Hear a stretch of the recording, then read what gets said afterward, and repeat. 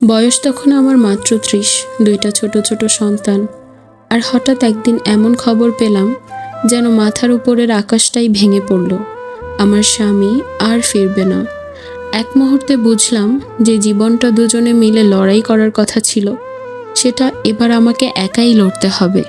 কাঁদতে চেয়েছিলাম গলা ফাটিয়ে, চিৎকার করতে চেয়েছিলাম, কিন্তু পারিনি।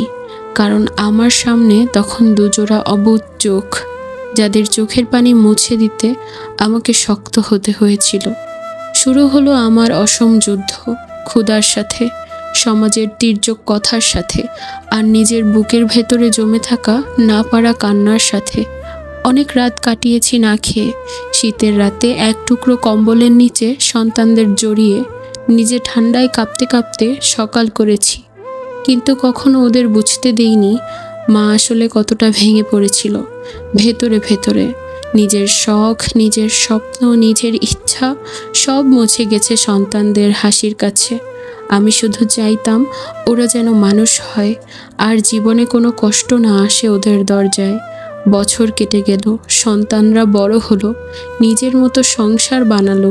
আমি ভেবেছিলাম এবার হয়তো একটু শান্তির দিন আসবে, কিন্তু ভাগ্য যেন আমার সঙ্গে আজীবন একটা অদ্ভুত দূরত্ব বজায় রাখলো। আজ আমার বয়স ৮০, হাত কাঁপে, চোখে ঝাপসা দৃষ্টি। এক সময় যে হাত দিয়ে সংসারের সব কিছু সামলাতাম, সেই হাত দিয়ে এখন ঠিকমতো একটা গ্লাস ধরা যায় না।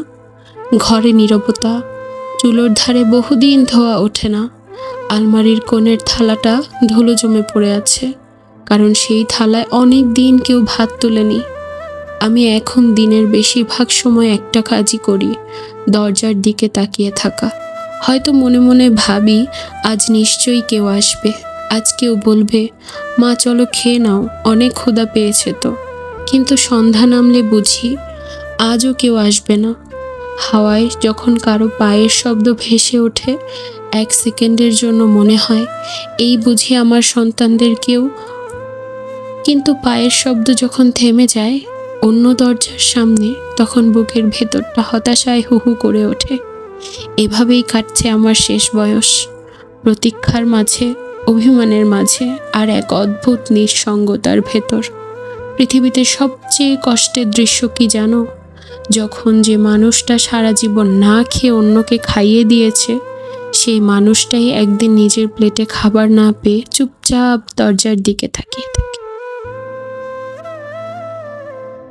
যদি কখনো দেখতে চাও একজন মানুষ কতটা নীরবে ভেঙে যেতে পারে, তাহলে সেই মানুষটার চোখের দিকে তাকিও, যে সারা জীবন দিয়ে দিয়েছে সবার জন্য, আর শেষ বয়সে শুধু দরজার দিকে তাকিয়ে থাকে কারো ডাকের আশায়।